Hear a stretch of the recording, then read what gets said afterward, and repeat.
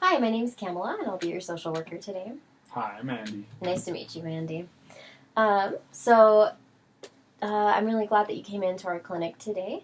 I just want to talk to you a little bit at first about, our confidentiality policies. Have you signed something showing that you understand that, just so that we're completely open with you about what information is confidential? And I'll have you sign that form, and then we can get started with the rest of our session. So, we really value self-determination in this profession, but in this organization in particular. So we just want you to know that your treatment is really up to you, and we want you to kind of guide the process of selecting what is going to be most helpful for you. And also, you came here voluntarily, so you're not required to stay here, unless you find that it's helpful and it's something that you want to do. But we really do want to help you, so we hope that we can meet your needs. So we have an informed consent document here. Basically, this just tells you about the confidentiality policy we have in this organization. So anything that you tell me will be completely confidential in our sessions. We want to respect your privacy and have you feel open to talking to me about anything in this space. I will have to disclose if you tell me about any active intent to harm yourself or to harm another person, or if you disclose to me any elder abuse or child abuse that has not yet been reported. So those are basically the only instances when I'll have to break confidentiality. Does it sound reasonable to you? Yeah. Great. So if I could just have you sign right here. Thank you. Oh, did you bring that with you? Yeah. Okay. So I'm going to have to ask you to put that away for the remainder of our visit. And just as a reminder, we don't allow alcohol on our premises. Okay. Okay. So tell me a little bit about what brought you in today. Yeah, so I've been feeling anxiety recently, just with random instances, occurrences, mostly with stuff that's not usual or different than my usual daily interactions. So Okay. Stuff that's kind of like out of the ordinary on that, like sometimes like when I go to Walmart or like the bank, I feel anxiety. Okay.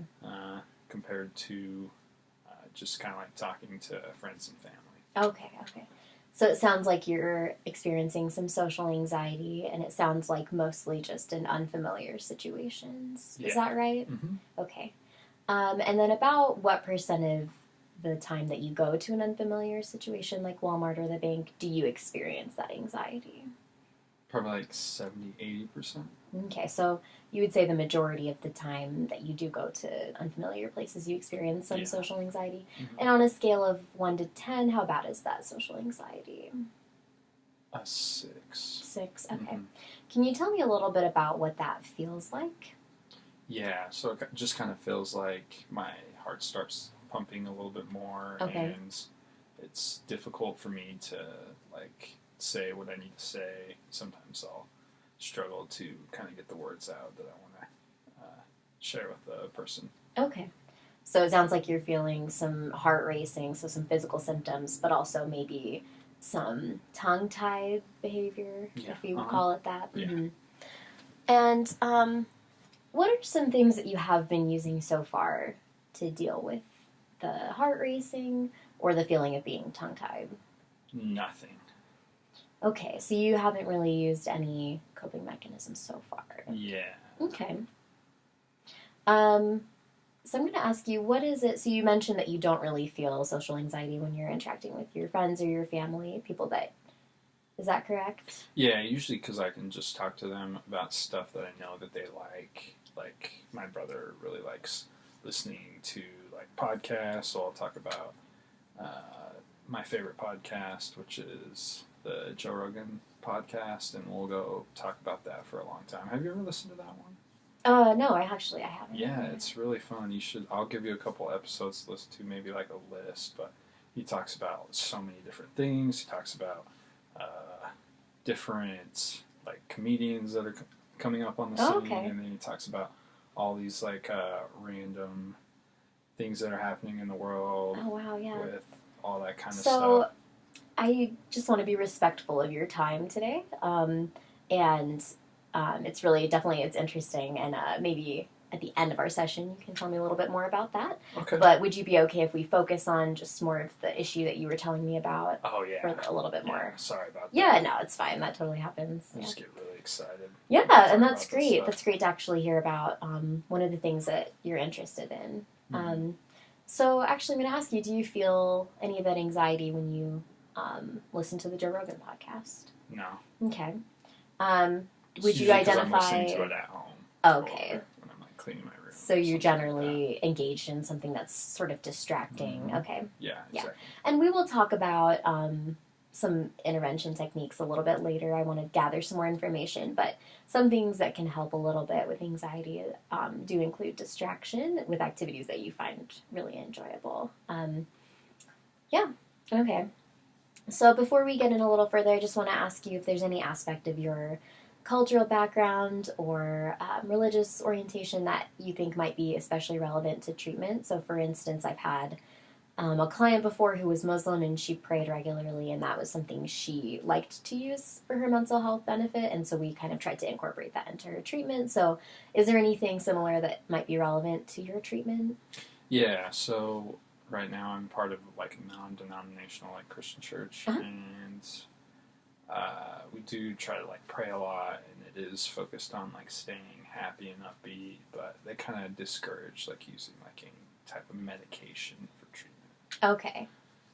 So, in accordance with your religion, would you not be considering medication as part of your treatment currently? Yeah, I'd probably stay away from it unless it was like very, very necessary.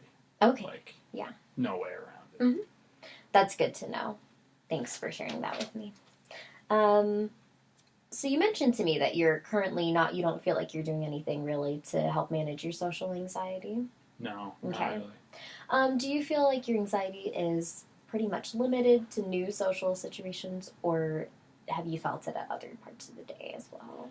Yeah, sometimes like if I have like a, not necessarily a confrontation, but like if something doesn't go the way I want it to go, Mm-hmm. then if I come across that situation again, it'll come back up, Okay. kind of thing. So some situations with confrontation or tense interaction have Yeah, left you so with like if lingering like, anxiety? for instance, like maybe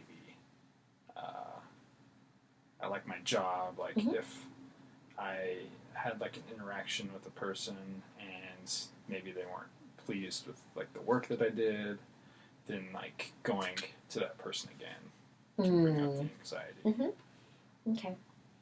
That makes sense. Have you found any ways to help yourself cope with that feeling in the workplace? No, sometimes I'll just try to stop and take a breather, but that's about it. Okay.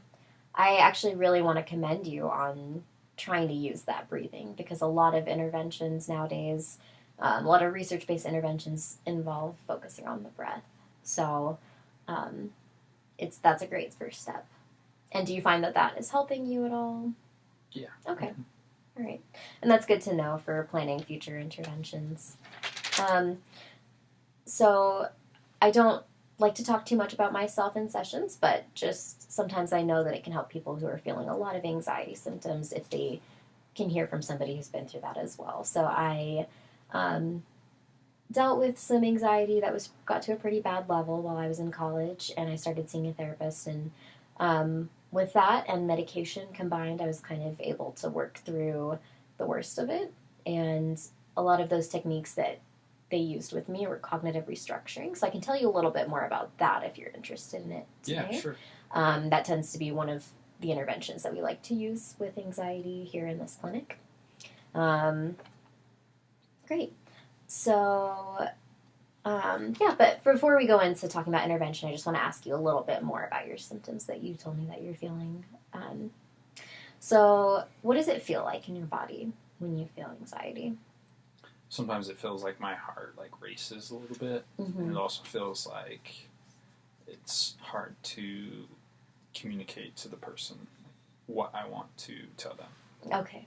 So you're feeling some physical symptoms with the heart racing, but you're also feeling some communication blocks happening with the anxiety. Mm-hmm. And do you feel like you are eventually able to communicate with the person that you're trying to communicate with?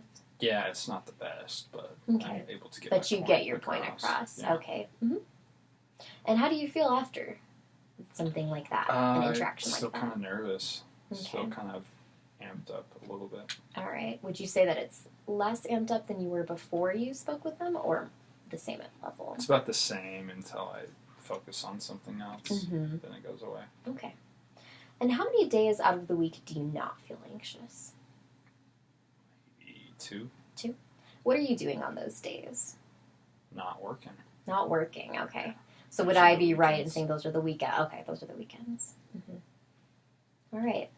Well, that's all good to know. And that's interesting. And on the weekends, who do you like to socially interact with? Friends and family. Okay. All right. Well, thanks so much for sharing that with me. Yeah, so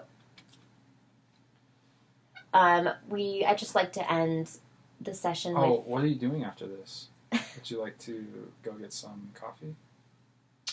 So, while I really appreciate that you're trying to spend more time speaking with me, unfortunately, that's not within my professional boundaries to interact with clients outside of sessions. Okay.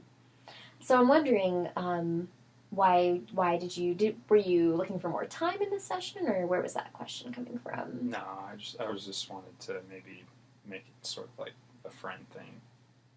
Okay. So I understand. Friends. Right.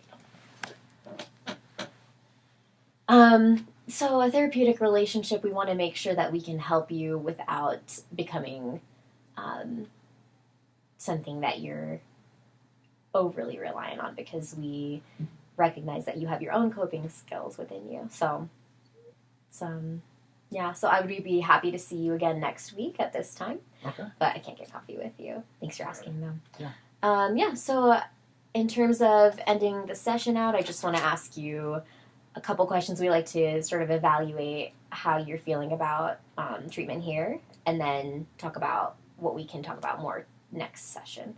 So I'll be giving you a little form just to anonymously, so I won't be looking at it right afterwards and they get all mixed up with all my other clients' ratings, so to anonymously rate the session itself. But currently I just want to say, do you feel like the concerns that you came in with today were addressed? Yeah. Okay. And what would you like us to talk about more next time?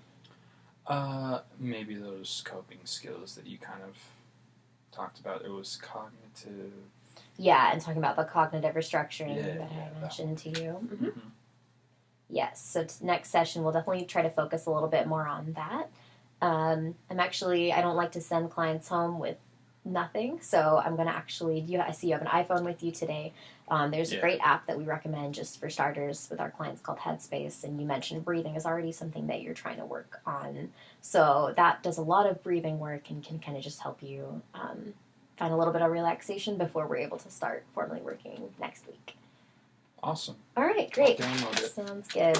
Well, thank you. Thank you.